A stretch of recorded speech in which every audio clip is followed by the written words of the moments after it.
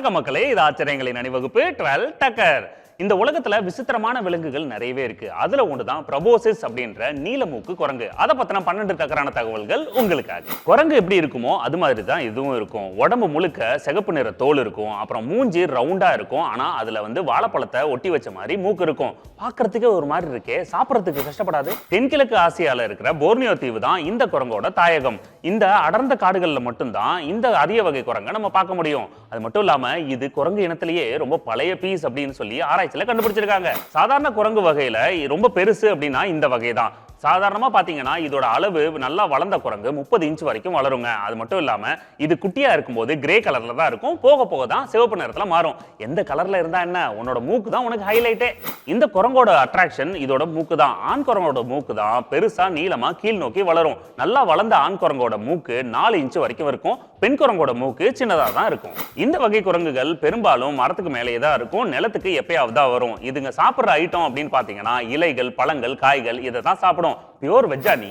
இந்த குரங்கு வகைகள்ல ஆண் குரங்குகள் தான் டாமினண்டா இருக்கும். எப்பயுமே குரூப்பா தான் வாழும். ஒரு ஆண் குரங்கு மினிமம் 7 பெண் குரங்குகளோட குரூப்பா ஜாலியா இருக்கும். ஜாலிலோ ஜிம்கானா.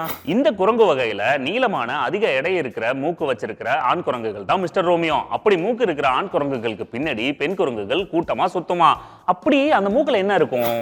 தீவுக்கு பக்கத்துல இருக்கிற காடுகள்ல வசிக்கிறதுனால இந்த குரங்கு இனம் அதிக அளவுல தண்ணீர்ல நீந்த வேண்டியிருக்கும். அழகாவும் வேகமாவும் நீந்துற குரங்கு இனம் அப்படின்னு சொல்லி ரெக்கார்டும் பண்ணிருக்கு.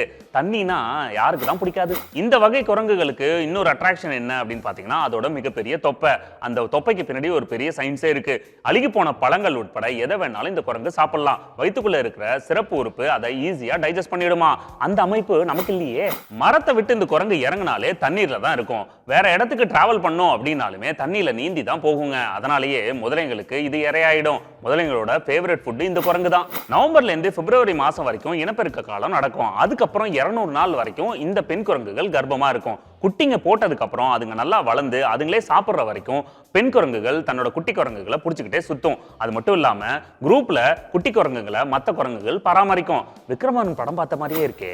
உலகத்தோட ஆபத்தான நிலையில இருக்கிற உயிரினங்கள் லிஸ்ட்ல இந்த குரங்கும் இருக்கு. அது மட்டும் இல்லாம அந்த தீவுகள்ல எண்ணெய் ஃபேக்டரி கிரியேட் பண்றதுக்காக நிறைய மரங்களை வெட்டுறதுனால இந்த உயிரினம் அழிஞ்சுக்கிட்டே வருது.